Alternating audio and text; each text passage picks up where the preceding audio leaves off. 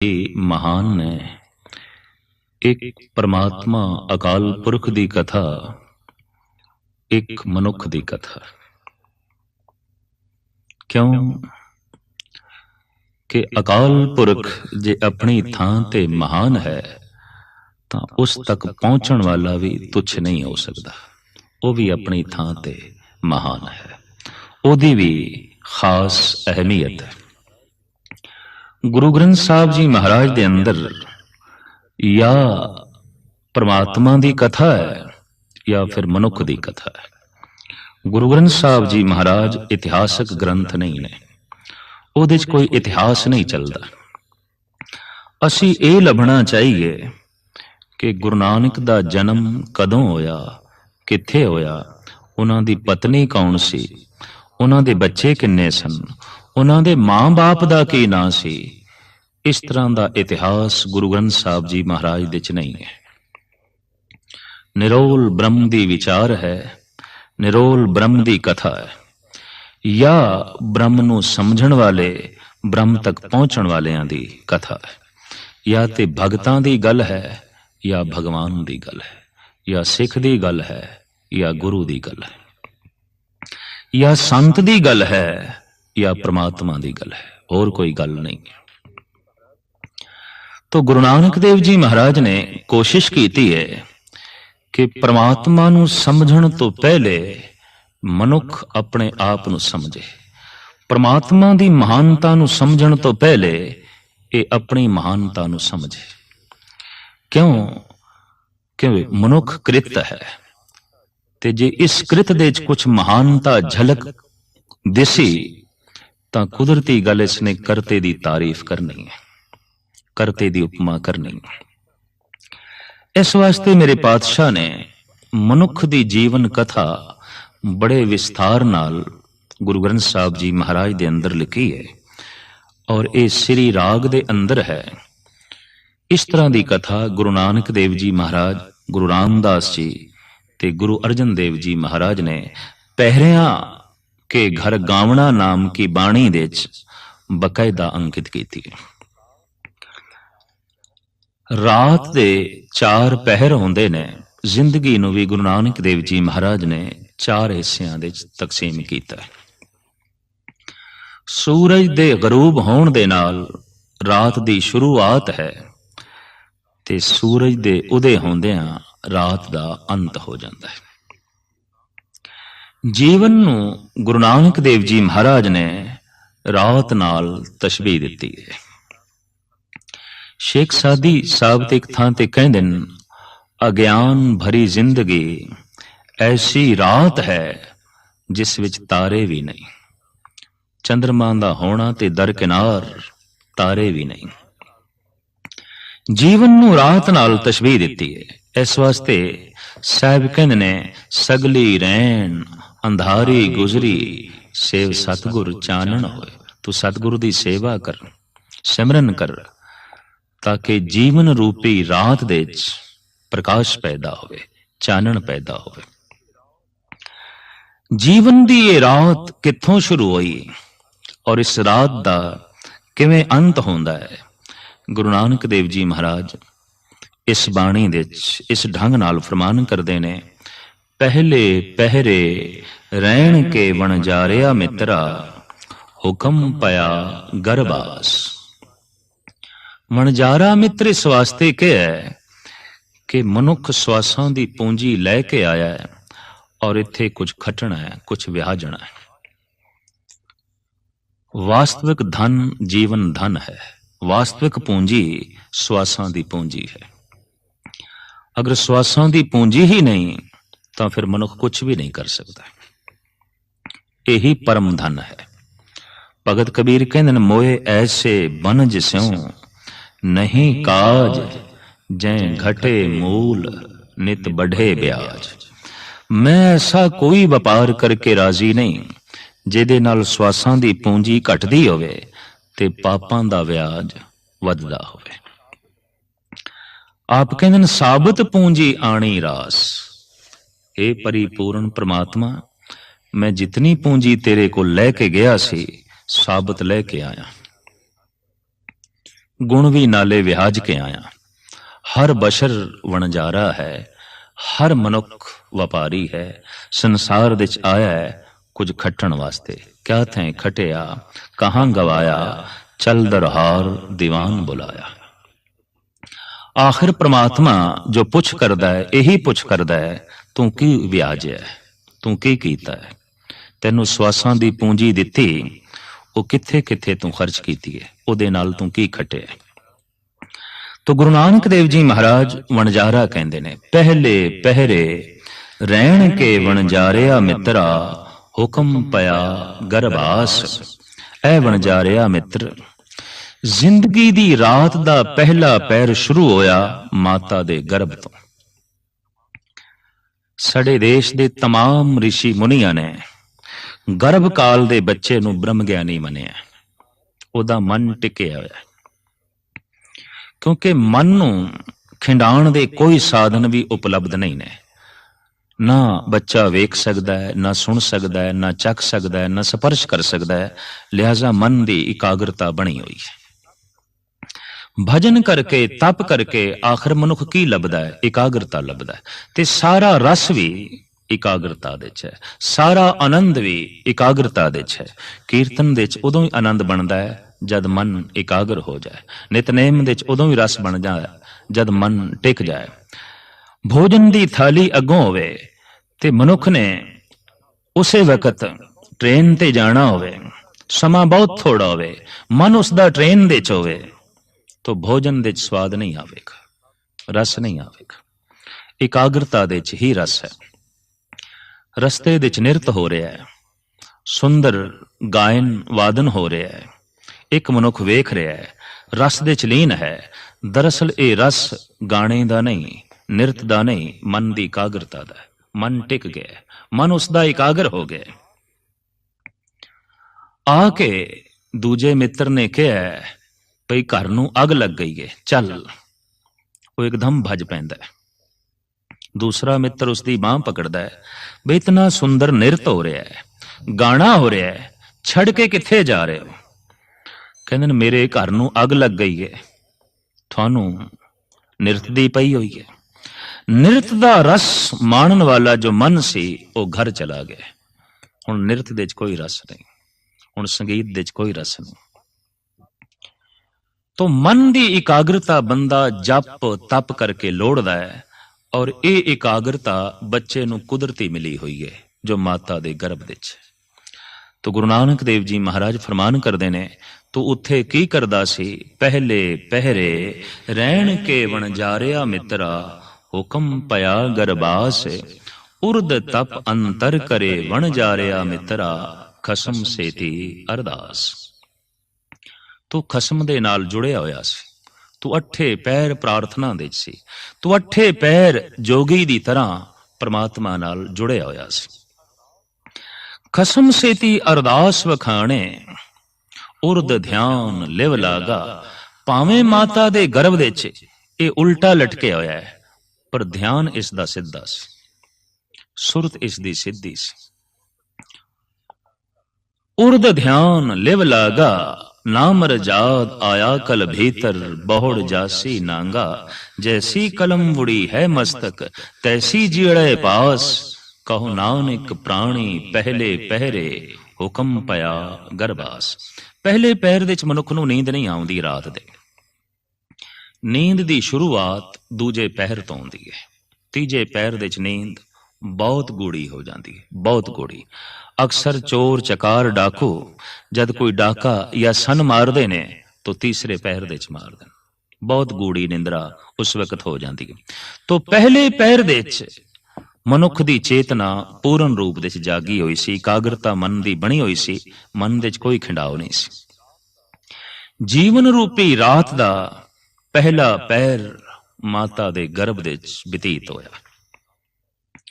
जिंदगी दी रात दा दूजा पैर गुरु नानक देव जी महाराज इन्हां शब्दां दे च वर्णन करदे ने। दूजे पैरे रहण के वण जा रिया मित्रा, विसर गया सब ध्यान। हथों हथ नचाइए वण जा रिया मित्रा, ज्यों जसोदा घर कान।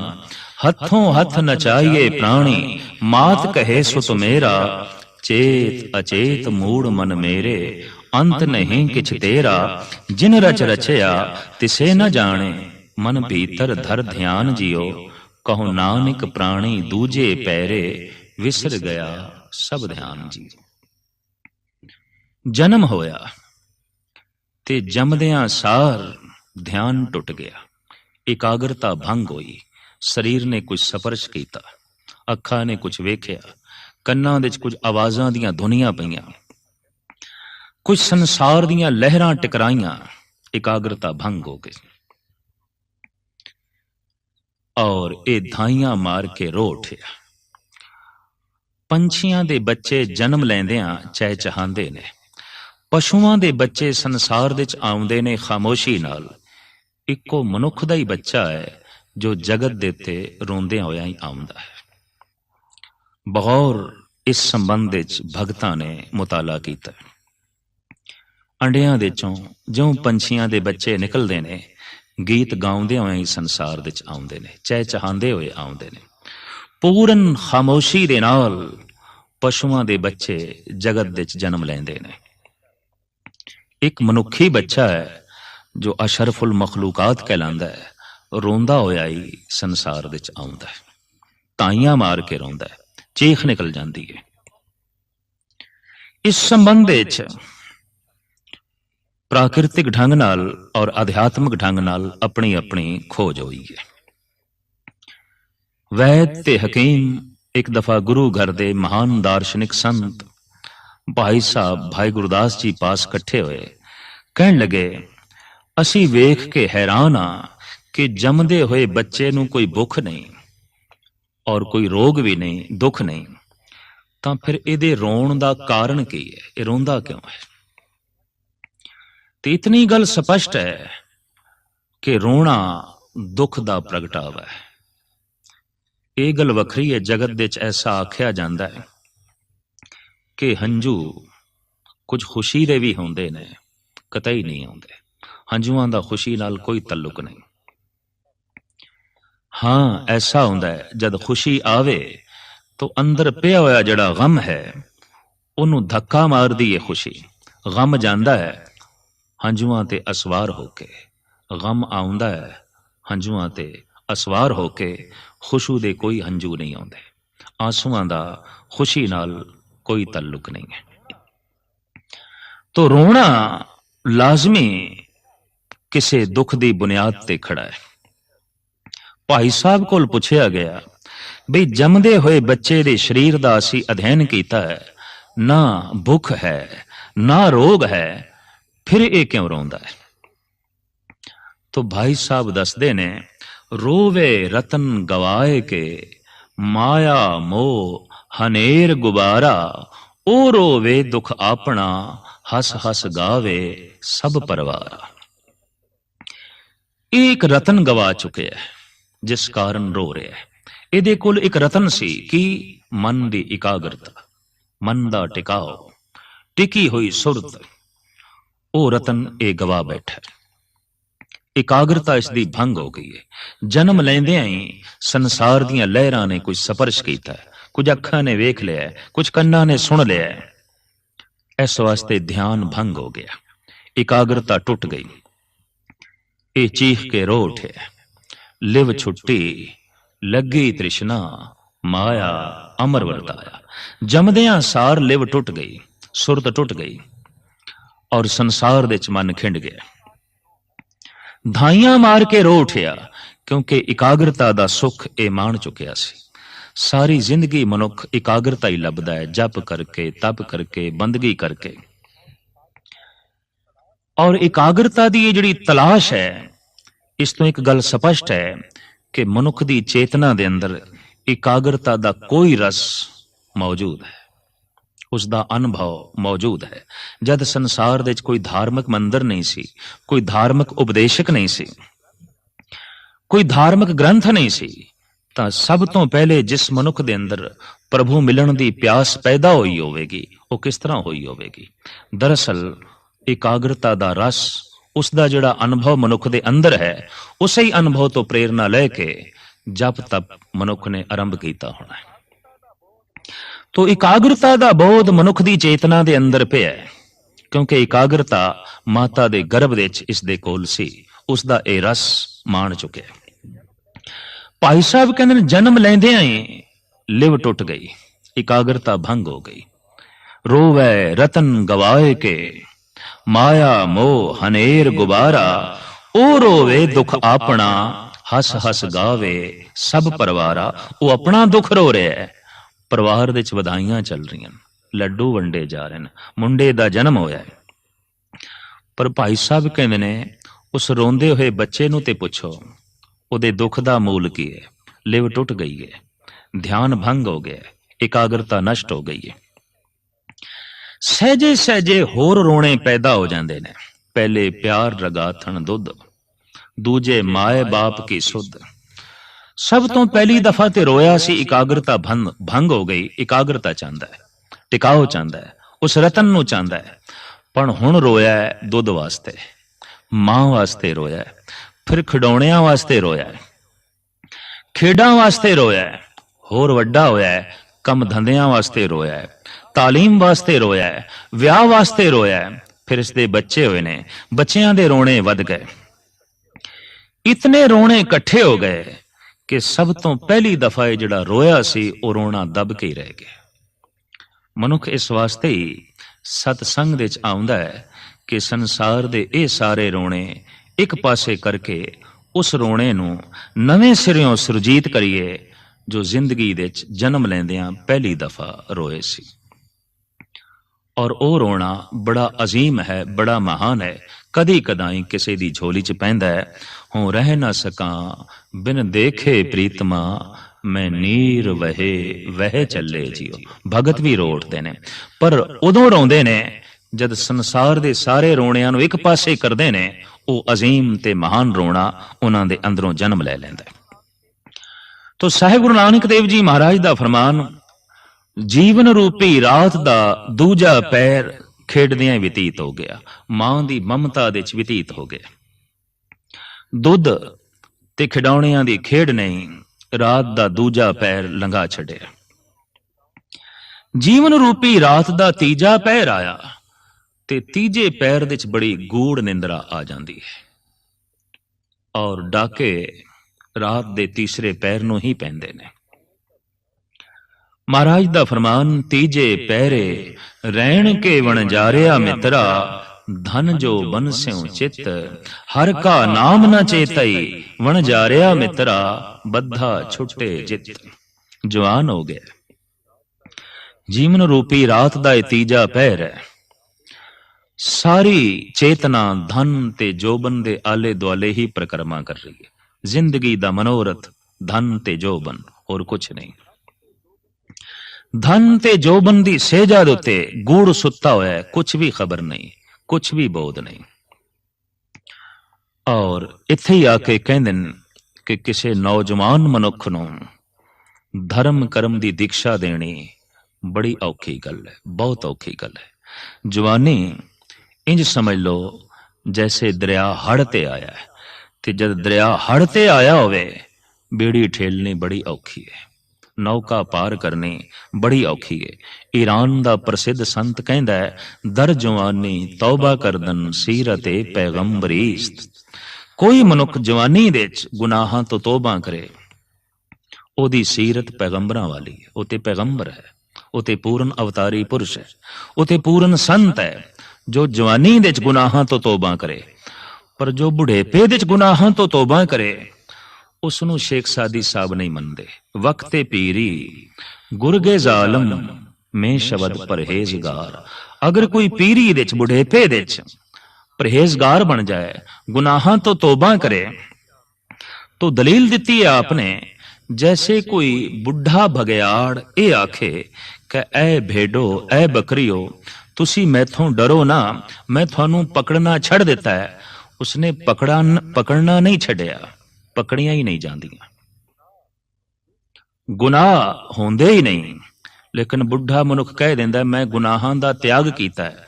गुनाहां दा उसने त्याग नहीं कीता, गुनाह ही उसनू त्याग के चले गए ने। गुनाहां ने बैठना सी हत्थां दे च, ਰਸਨਾ ਦੇ ਚ, ਕੰਨਾਂ ਦੇ ਚ, ਦਿਮਾਗ ਦੇ ਚ, ਨਾਸਕਾ ਦੇ ਚ, ਅੱਖਾਂ ਦੇ ਚ। ਤੇ ਇਹ ਤੇ ਹੁਣ ਸਾਰੀਆਂ ਹੀ ਕੁਰਸੀਆਂ ਟੁੱਟੀਆਂ ਪਈਆਂ ਨੇ। ਗੁਨਾਹ ਬੈਠਣ ਤੇ ਕਿੱਥੇ ਬੈਠਣ।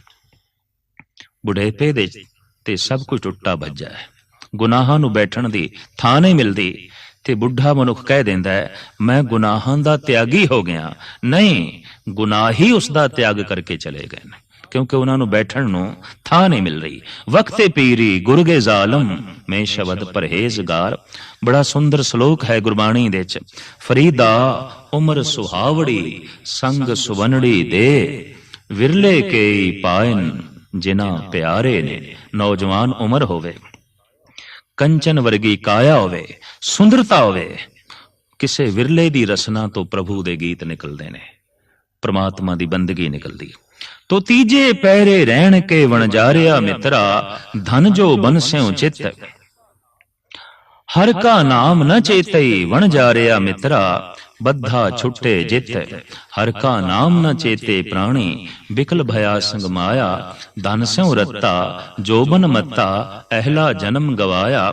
ਧਰਮ ਸੇ ਤੀ ਵਾਪਾਰ ਨ ਕੀਤੋ, ਕਰਮ ਨ ਕੀਤੋ ਮਿਤ। ਕਹੋ ਨਾਨਕ ਪ੍ਰਾਣੀ ਤੀਜੇ ਪਹਿਰੇ, ਧਨ ਜੋ ਬਨ ਸਿਉ ਚਿਤ। ਜ਼ਿੰਦਗੀ ਦੀ ਰਾਤ ਦਾ ਤੀਜਾ ਪਹਿਰ ਧਨ ਤੇ ਜੋਬਨ ਦੀ ਚਿਤਵਨੀ ਦੇ ਚ ਲੰਘ ਗਿਆ। ਗੋਪਨਿੰਦਰਾ ਦੇ ਚ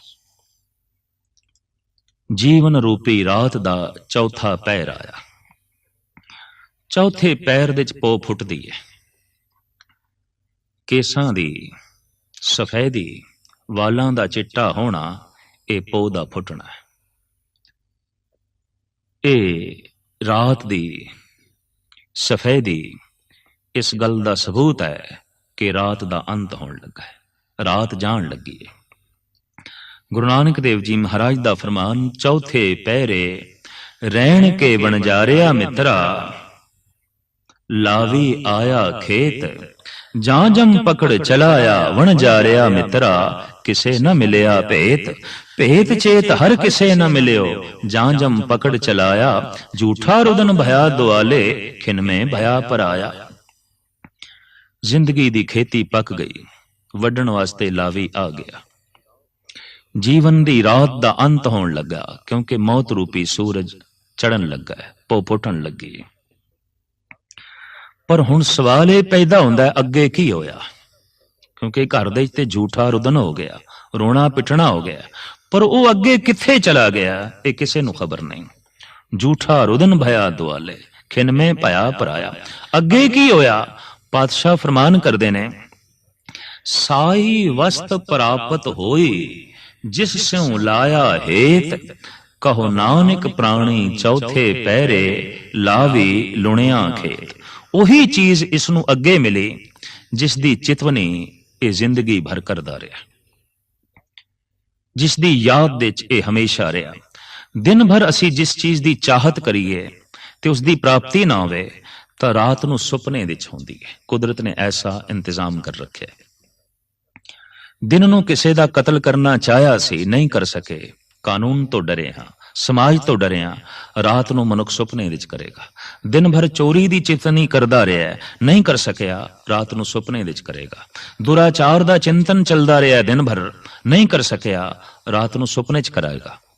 ਔਰ ਇਸੇ ਤਰੀਕੇ ਨਾਲ ਅਗਰ ਦਿਨ ਭਰ ਉਸ ਦੀ ਯਾਦ ਰਹੀ ਹੈ ਇਸ ਢੰਗ ਦੀ ਕਿ ਪ੍ਰਮਾਤਮਾ ਦਾ ਮਿਲਾਪ ਹੋਵੇ, ਗੁਰੂ ਦਾ ਮਿਲਾਪ ਹੋਵੇ, ਪਰ ਨਹੀਂ ਮਿਲਾਪ ਹੋ ਸਕਿਆ, ਨਹੀਂ ਰਸ ਬਣ ਸਕਿਆ, ਰਾਤ ਨੂੰ ਸੁਪਨੇ ਵਿੱਚ ਬਣੇਗਾ। ਚੰਗੇ ਤੇ ਮਾੜੇ ਸੁਪਨੇ ਇਸ ਗੱਲ ਦਾ ਸਬੂਤ ਨੇ ਕਿ ਮਨੁੱਖ ਦੇ ਅੰਦਰ ਚੰਗਾ ਤੇ ਮਾੜਾ ਬੀਜ ਹੈ।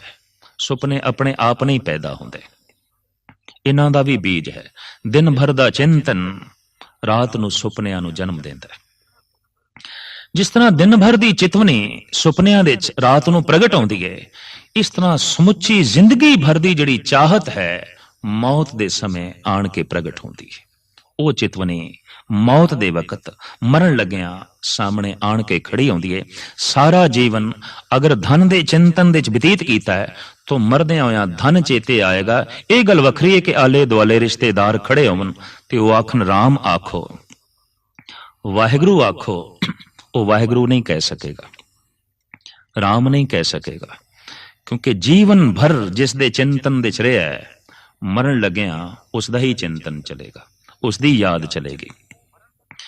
ਤੇ ਜੇ ਮਰਨ ਲੱਗਿਆਂ ਧਨ ਦਾ ਚਿੰਤਨ ਚਲਿਆ ਤਾਂ ਇਹ ਮਨੁੱਖ ਕਿੱਥੇ ਜਾਏਗਾ? ਗੁਰੂ ਗ੍ਰੰਥ ਸਾਹਿਬ ਜੀ ਮਹਾਰਾਜ ਦਾ ਫੈਸਲਾ ਕਿ ਅੰਤ ਕਾਲ ਜੋ ਲక్ష్ਮੀ ਸਿਮਰੇ, ਐਸੀ ਚਿੰਤਾ ਮਹਿ ਜੇ ਮਰੇ, ਸਰਪ ਜੋਂ ਵਲ ਵਲ ਉਤਰੇ।